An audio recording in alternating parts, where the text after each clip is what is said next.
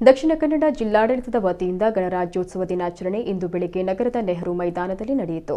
ಇಂಧನ ಹಾಗೂ ಕನ್ನಡ ಮತ್ತು ಸಂಸ್ಕೃತಿ ಸಚಿವರು ಹಾಗೂ ದಕ್ಷಿಣ ಕನ್ನಡ ಜಿಲ್ಲಾ ಉಸ್ತುವಾರಿ ಸಚಿವ ವಿ. ಸುನಿಲ್ ಕುಮಾರ್ ಅವರು ಗಣರಾಜ್ಯೋತ್ಸವದ ಅಂಗವಾಗಿ ರಾಷ್ಟ್ರ ಧ್ವಜಾರೋಹಣ ನೆರವೇರಿಸಿ ಗೌರವ ವಂದನೆ ಸ್ವೀಕರಿಸಿ ಸಂದೇಶವನ್ನು ನೀಡಿದರು. ಈ ಸಂದರ್ಭ ಶಾಸಕರಾದ ವೇದವ್ಯಾಸ್ ಕಾಮತ್, ಮಂಗಳೂರು ಮೇಯರ್ ಪ್ರೇಮಾನಂದ ಶೆಟ್ಟಿ, ವಿವಿಧ ನಿಗಮ ಮಂಡಳಿಗಳ ಅಧ್ಯಕ್ಷರು, ಜಿಲ್ಲಾಧಿಕಾರಿ ಡಾ ರಾಜೇಂದ್ರ ಕೆವೆ, ನಗರ ಪೊಲೀಸ್ ಆಯುಕ್ತ ಶಶಿಕುಮಾರ್, ಜಿಲ್ಲಾ ಪೊಲೀಸ್ ವರಿಷ್ಠಾಧಿಕಾರಿ ಋಷಿಕೇಶ್ ಭಗವಾನ್ ಸೋನಾವಣೆ, ಜಿಲ್ಲಾ ಪಂಚಾಯತ್ ಮುಖ್ಯ ಕಾರ್ಯನಿರ್ವಹಣಾಧಿಕಾರಿ ಡಾ ಕುಮಾರ್, ವಿವಿಧ ಜನಪ್ರತಿನಿಧಿಗಳು, ಅಧಿಕಾರಿಗಳು, ಪದ್ಮಶ್ರೀ ಪ್ರಶಸ್ತಿ ವಿಜೇತರಾದ ಹರೇಕಳ ಹಾಜಪ್ಪ ಹಾಗೂ ಅಮೈ ಮಹಾಲಿಂಗ ನಾಯಕ್ ಉಪಸ್ಥಿತರಿದ್ದರು.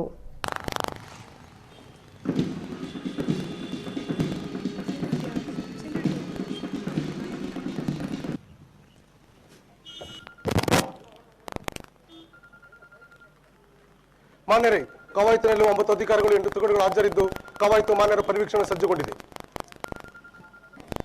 ಮಂಗಳೂರು ನಗರ ನಾಗರಿಕ ಪೊಲೀಸ್, ಸಂಚಾರಿ ಪೊಲೀಸ್, ಮಂಗಳೂರು ನಗರ ಮಹಿಳಾ ಪೊಲೀಸ್, ಗೃಹ ರಕ್ಷಕ ದಳ ಮಂಗಳೂರು, ಕರ್ನಾಟಕ ರಾಜ್ಯ ಅಬಕಾರಿ ಇಲಾಖೆಯ ತಂಡ ಸೇರಿದಂತೆ ಜಿಲ್ಲೆಯ ಒಟ್ಟು 8 ತುಕಡಿಗಳು ಹಾಗೂ ಕೆಎಸ್ಆರ್ಪಿ, ಡಿಎಆರ್ ಮತ್ತು ಸಿಎಆರ್ ವಿಭಾಗದ ಪೊಲೀಸ್ ವಾದ್ಯವೃಂದಗಳು ಭಾಗವಹಿಸುತ್ತಿವೆ.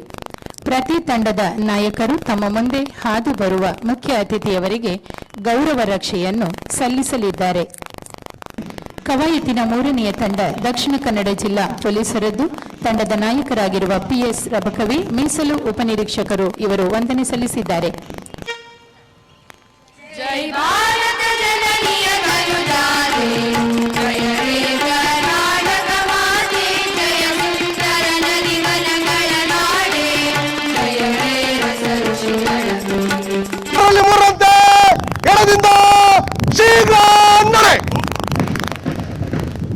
ಕರ್ನಾಟಕ ರಾಜ್ಯ ಮೀಸಲು ಪೊಲೀಸ್, ನಗರ ಸಶಸ್ತ್ರ ಮೀಸಲು ಪೊಲೀಸ್, ಜಿಲ್ಲಾ ಸಶಸ್ತ್ರ ಮೀಸಲು ಪೊಲೀಸ್ ಪಡೆಗಳ ವಾದ್ಯವೃಂದಗಳ ನುಡಿಸಾಣಿಕೆಯ ಭಾವ ತಾಳಗಳ ಸಾಂಗತ್ಯದಲ್ಲಿ ಅಚ್ಚ ಕನ್ನಡದ ಆದೇಶಗಳನ್ನು ಪಾಲಿಸುತ್ತಾ ಶಿಸ್ತಿನ ಹೆಜ್ಜೆಗಳ ಪಥಸಂಚಲನ.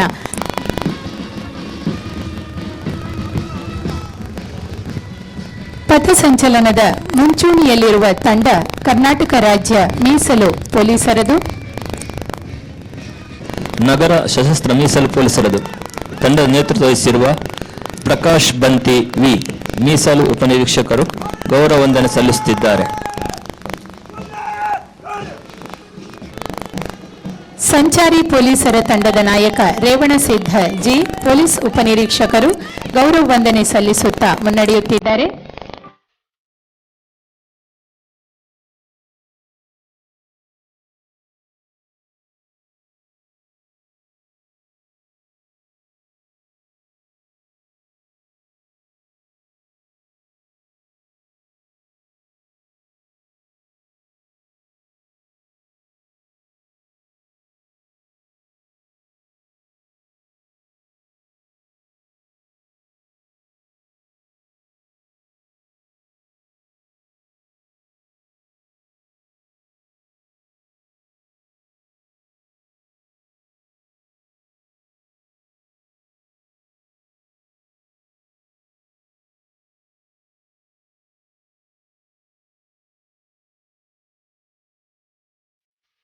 ಈ ದೇಶದಲ್ಲಿ ಸಂವಿಧಾನ ರಚನೆ ಆದ ನಂತರ ನಾವೆಲ್ಲರೂ ಕೂಡ ಒಂದು ಅನ್ನುವಂಥ ಭಾವನೆ ನಿರ್ಮಾಣ ಆಗಿದ್ದು ಗಣರಾಜ್ಯೋತ್ಸವದ ನಂತರ. ಗಣರಾಜ್ಯೋತ್ಸವದ ಸಂವಿಧಾನವನ್ನು ರಚನೆ ಮಾಡಿದಂಥ ಅಂಬೇಡ್ಕರ್ ಅವರನ್ನ ಎಲ್ಲ ಸಂದರ್ಭಗಳಲ್ಲಿ ನೆನಪು ಮಾಡಿಕೊಳ್ಳಲೇಬೇಕಾದಂಥ ಅನಿವಾರ್ಯತೆಗಳಿದೆ. ಜಗತ್ತಿಗೆ ಒಂದು ಒಳ್ಳೆಯ ಸಂವಿಧಾನವನ್ನು ನಮಗೆ ಕೊಡೋದ್ರ ಮುಖಾಂತರ ಇಷ್ಟು ವರ್ಷ ಸುದೀರ್ಘವಾಗಿ ಈ ದೇಶವನ್ನ ಒಂದಾಗಿ ಶಾಸಕಾಂಗ, ಕಾರ್ಯಾಂಗ, ನ್ಯಾಯಾಂಗದ ಮುಖಾಂತರ ಆಡಳಿತವನ್ನು ನಡೆಸಲಿಕ್ಕೆ ಬೇಕಾದಂತ ಒಂದು ಭದ್ರ ಬುನಾದಿಯನ್ನ ಅಂಬೇಡ್ಕರ್ ಅವರು ಸಂವಿಧಾನದ ರಚನೆಯ ಮುಖಾಂತರ ಈ ದೇಶಕ್ಕೆ ಕೊಟ್ಟಿದ್ದನ್ನು ನಾವೆಲ್ಲರೂ ಕೂಡ ಕಂಡಿದ್ದೇವೆ. ಒಂದೇ ರೀತಿಯಾದಂತಹ ಸಮಾನತೆ ನಿರ್ಮಾಣ ಆಗಬೇಕು, ಎಲ್ಲರಿಗೂ ಎಲ್ಲ ರೀತಿಯಾದಂತಹ ಅವಕಾಶಗಳು ಸಿಗಬೇಕು ಅನ್ನುವಂಥದ್ದು ಸಂವಿಧಾನದ ಮೂಲ ಆಶಯ.